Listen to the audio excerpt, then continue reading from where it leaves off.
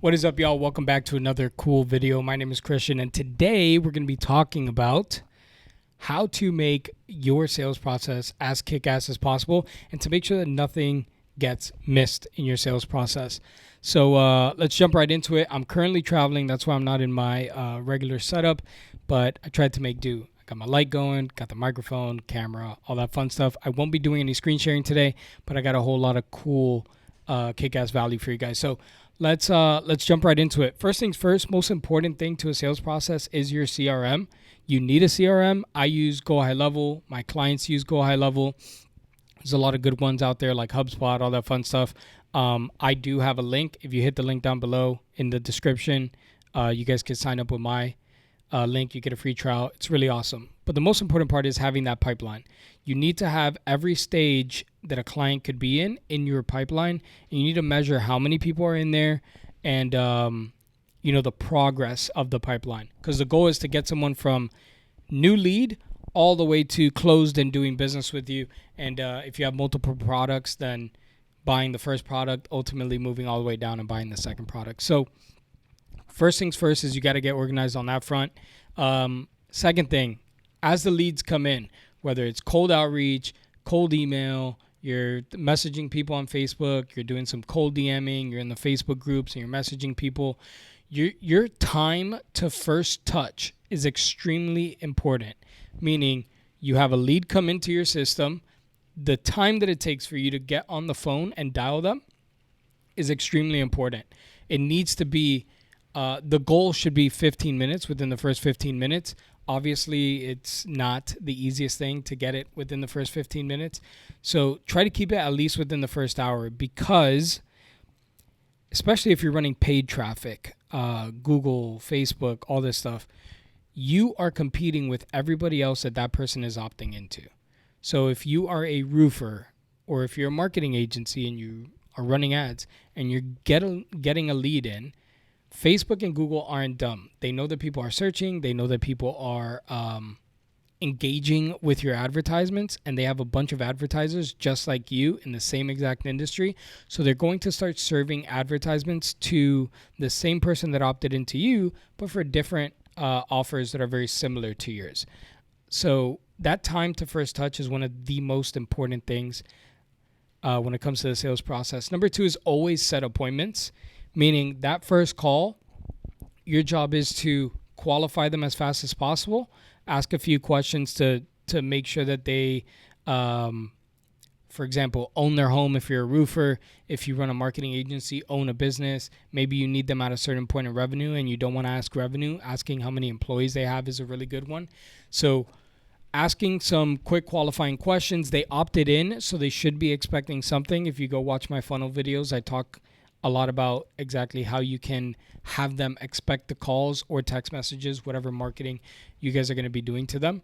But you need to set appointments. Appointments are ultimately what gets someone in front of a computer or a certain amount of time booked in a calendar, because you're not going to call someone on a cold call or just a call out of the blue. They might have 5, 10, maybe 15 minutes for you. And depending on the price of your product, if you're selling a $50 product, maybe 15 minutes is enough. And I don't know why you're calling for a $50 product. But if you sell a $3,000 a month package, $15,000 high ticket item, a 15-minute call isn't going to do justice for the $15,000 product. So you need to book appointments.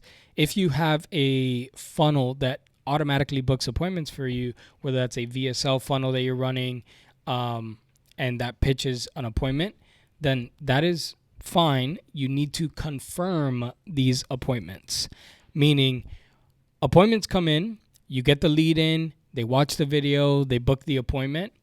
Once the appointment comes in, you're picking up that phone and you're saying, "Hey, John, this is Kristian over at Kristian & Company. I saw that you booked us for tomorrow, 2 p.m. Just want to make sure you're locked in and confirming that with you. Will you be there tomorrow at 2 p.m.? Cool. You could use this time to further qualify them or just get them a little bit more bought in. Hey, we have some free trainings. Do you mind telling me a little bit about your business so I could send you some free trainings before our call tomorrow at 2? Those are good ways to increase the odds that not only they show up to the appointments, but that they're a little more bought in by the time they come to speak to you.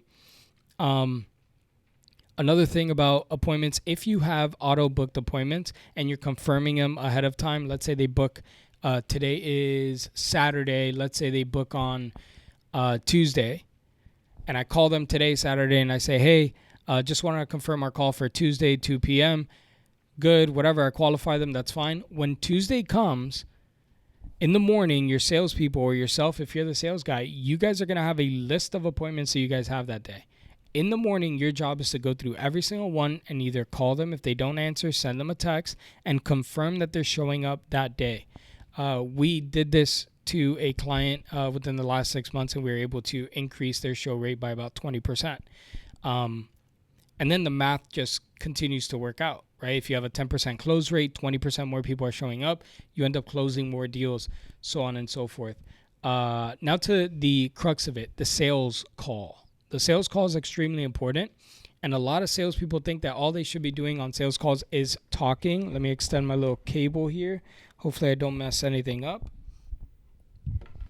But your job as a salesperson is to help the person on the other side of the call make the best decision possible for themselves, regardless if that's doing work with you or not doing work with you. You don't want to sell someone on something that doesn't make sense for them and is just going to either hurt your brand, hurt your relationship as a salesperson with your people. You want to make sure that you're only helping them if whatever product you have fits. So you should be asking a lot of questions on the call to make sure that, one, it's for them, but two, understand the pain behind why are they reaching out to you guys, why they want to do business with you, or why they reached out to you guys to fix the problem that they have. So you want to do more listening than you do talking. The talking part will come a little bit later when your pitch comes in.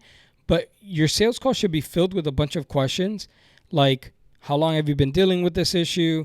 How soon would you like to fix it? Why haven't you done it yourself?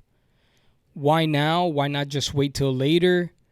What will fixing this issue help you achieve, not only in your business, but in your personal life?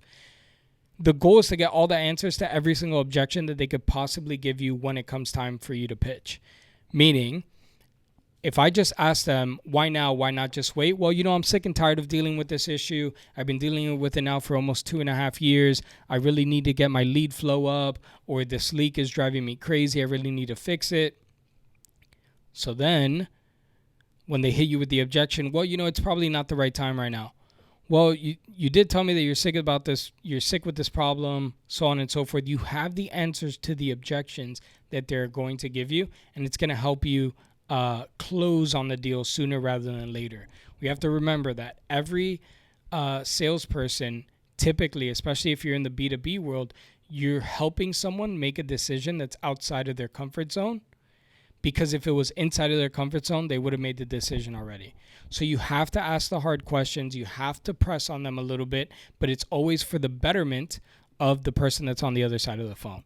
And that moves me to my next thing, which is your salespeople and yourself, you have to train on handling objections.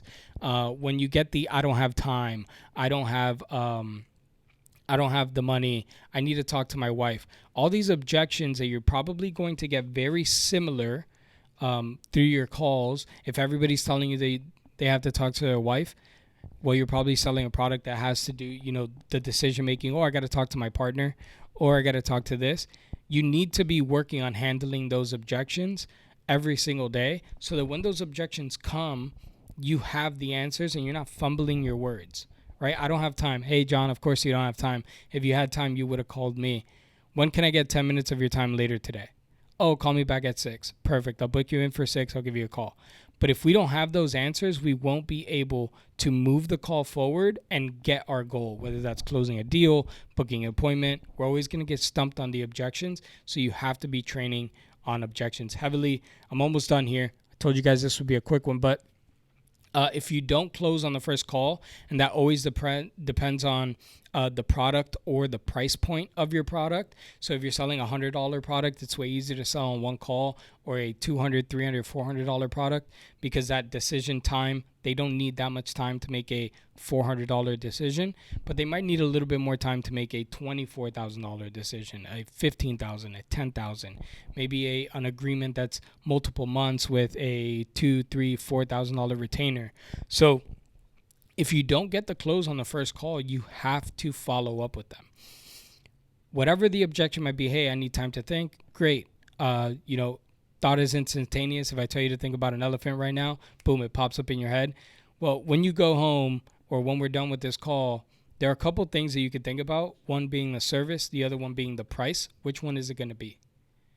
Oh, it's probably the price. Great. Now you have an objection that they're going to think about. You could try to handle that objection on the call.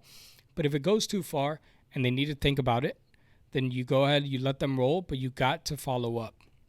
Hey, that's fine. When would be a good time for me to follow up with you? Can I follow up with you within the next couple of days if I don't hear back from you?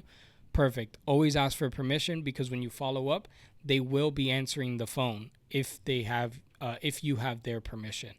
So I always like to call maybe every 2-3 days to check in on them, make sure they're good. If they need any other information from me, if my agreement wasn't clear, or if they have any doubts on the service, what can I answer for them? I like to send selfie videos, text messages. If you look at my calls in the past, in my videos in the past, I run you guys through a couple of examples of me sending selfie videos like crazy for 6 months and finally getting deals done. So you got to be yourself, and you have to care about people. The reason why you follow up and you're persistent is because you believe that you are the person to solve the problem that they're facing. If you don't believe that you're the person to do the job, or you don't believe that your company is the one for that, to solve that problem, then you're never going to have the conviction and the confidence to follow up and talk to them. Anyways, that's all I got for you guys. I got to go get dressed. I appreciate you guys. I hope that you guys have a good one. If you guys like this video, I make videos like this every single day. Make sure you guys hit the like button and subscribe to me. And I'll catch you guys on the next one. Take care.